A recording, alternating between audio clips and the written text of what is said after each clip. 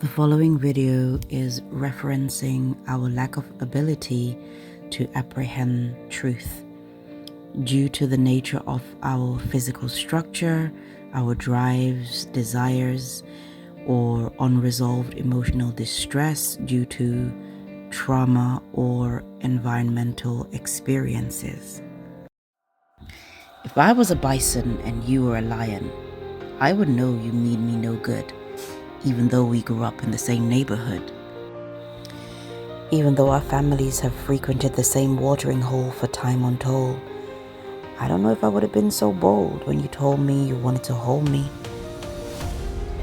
If I was a bison and you were a lion, I would know you were lying in wait for me to put my guard down. Are you pursuing me because I'm your next meal? Or am I having these thoughts because I need to heal? Are you trying to know me so you can care for me and be there for me, or so you can know my weak spot, so that when you take your kill shot, I won't see it coming? All this overthinking is mind-numbing. I don't know if I should run to you or from you when I see you coming. I can't tell the truth because I'm a soul clothed in a human skin suit. But if I was a bison and you were a lion, I would know right away that you're a super predator who just wants to feed on me. But I know this cloak I'm wearing masks what I see and what I'm hearing. So, despite the fact that I'm fearing, I'm daring to answer the call to love. And I'm bearing in mind that love makes us blind. And I don't know if your kindness is sincere, or if unresolved trauma make things unclear. Human Skin Suit, written by Patrice Elliott, 4th of June 2024. If you find value in my content, please do subscribe and press the like button. It helps the algorithm so that other people can also find this content. Thank you so much for your support. For those who don't know, I'm currently in Jamaica, so there's a lot of sounds, natural sounds. I'm in a wooden house, in nature. So there's crickets, sometimes there's rain, and it's very hard to record, so please forgive me. As humans, we have some fundamental flaws in our ability to apprehend truth. One of the reasons is that our ego uses past events to predict future outcomes. This feature is good when it comes to more mechanical predictions. However, it's not as good at scrutinizing human intention or behavior. Super predators are not lazy, so they're going to be learning. They learn from content that is designed to help to protect certain individuals from the super predator. And so this is why online you can't give out all the information because of course the predators are learning also. So you'd actually put people more in danger in some cases rather than helping people to avoid dangers, if that makes sense. People who have integrity do not like to pretend. They do not enjoy lying. But a super predator, because they have no integrity, they actually enjoy lying. They enjoy deception. They enjoy the game. They enjoy learning the rules and switching it up so that their prey cannot keep up with them. They will take you to the highest heights if it reflects well on themselves. But when they are done with you, they will drop you without blinking an eye. Abusive, predatory persons attempts to diminish the personhood of their victims in order to exaggerate their own sense of self-importance. They feed on your essence. Their agenda is to eventually consume your life force, meaning that they abuse you until you defer all your power to them. You will give over your life to them. What does that look like? To try to avoid being abused, whether it's physically, emotionally, or psychologically, you try to please them. You go out of your way to please them, to appease them, and to make sure they have whatever they want. And you do that at the risk of your own health and well-being. Persons who fall prey to abusive relationships, be it romantic or family or platonic friendships, find it much harder to navigate healthy relationships. And so it's necessary to go through your own process of healing, to go through understanding that it's not your fault, to understand that there's nothing wrong with you, that you're not defective in picking people, if it is romantic or if it's a platonic friendship. It's just that these people are very, very tricky. And if it's within your own family, that you don't think yourself unworthy of love, and to imagine that it's because you're not lovable why you weren't loved. Just know that predators also come from families. They're also, they have mums and dads. They didn't just, not hatched out of eggs that come out of space. They're in people's family.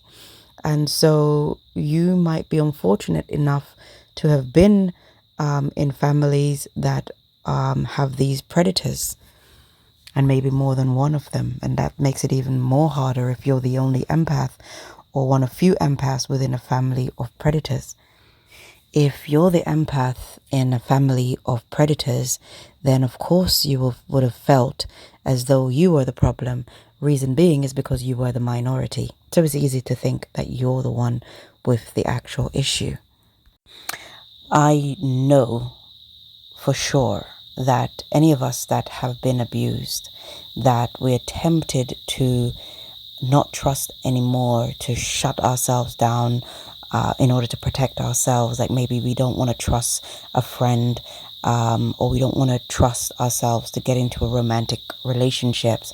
But I will tell you that these predators are getting on with their lives. I have seen people who have severely harmed others, go on to build relationships, businesses, and people have made other people bankrupt. People who have done all sorts of things. They've gone on to become very successful themselves and build relationships. They did not stop their lives. They're not stopping their lives. Why should you, as their victim, stop your life? You have to heal and move on with your life. There are decent and good people on the planet. So I think we owe it to ourselves not to stay stuck while these people go on to enjoy themselves and have the best life that they can. This will be very hard to hear, but it's necessary to hear it. Where you might have your abuser as the epicenter of your life, the most important event in your life, you're not the most important event in their life. You're a blip in time. They might not even remember you. You're just one of many victims.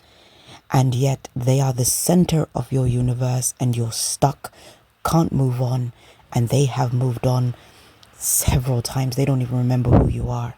That's horrible, but that's reality.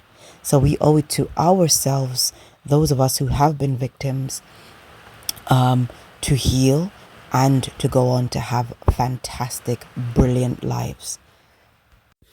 It takes a lot of courage, and it takes time, and it takes investing in yourself, to invest in your healing journey in order for us to heal ourselves, and in order for us to rebuild relationships with ourselves. First and foremost, building that self-love, and growing emotionally and psychologically, and then being able to form good friendships, true friendships, and relationships, romantic relationships with others. And it takes time. It takes vigilance. And if you are interested in someone who isn't mature enough to understand that once you have been through a lot of trauma, that it takes time to trust, even after your healing, you still will take time to trust. Any person who expects you to trust them without them earning your trust, I would say that's a red flag. Not necessarily that the person is abusive, but that the person is immature. A lot of people harm others not because they're psychopaths or sociopaths. A lot of it happens due to psychological and emotional immaturity. And again, if you find this content useful, do subscribe and hit that like button. Also, you can exercise your bravery by letting me know what's your favorite line in the poem and why. That is really important. And you can hear the rain outside. It's been raining for days. So, a little progress report on the spiritual retreat. I was down there a couple days ago. They have started the digging the foundation. It's coming along nicely. I don't know how to record properly. I don't know how to set the camera to record properly. This looks I don't like the way that the recording looks, like this little slit type of situation going on. So next time I'll try to get better footage. Yeah, so everything looks good. Everything is going well. You know, money keeps on getting spent. Money has to be spent in order for these things to progress. My brother, who's running the project, is doing amazingly well. I'm learning a little bit of jargon about how to line out house and all these kind of stuff. They actually have progressed a little further today, because they said they're now putting up the steel and things like that. So the next time I go down, I'll be able to get some footage. This is one of the walks that is already on the land. I'm gonna make it more pretty. You know, there's a lot of clearing that has to be done. So yeah, but you know, to fulfill your dreams, it takes a lot of courage, you know, and that's why I would encourage anyone and everyone to heal yourself so that you can go on to become the healer of others, because that's what we need to do. That's what we're here for. You know, once we've healed ourselves, we can step into the position that we were made for. Some of us will suffer more than others because that is our calling. You know, they call it the call of the wounded healer. I like the idea of the healed healer, even though we are always still progressing on our healing journey, because there are so many wounds that we might not even realize we have until we're triggered, you know, through circumstances. And these might not even be wounds from this particular lifetime. It might be wounds from past lives. And so, you know, we heal ourselves to go on to build our own dreams so that it becomes a part of another person's healing journey. Here at Tirnanogtherapy, we'll be facilitating plant medicine as well as psychotherapy and meditation and philosophy. So I will keep up with making videos as and when I can on the retreat, and also those videos that I've been making in general. And so until next time, love, light, life.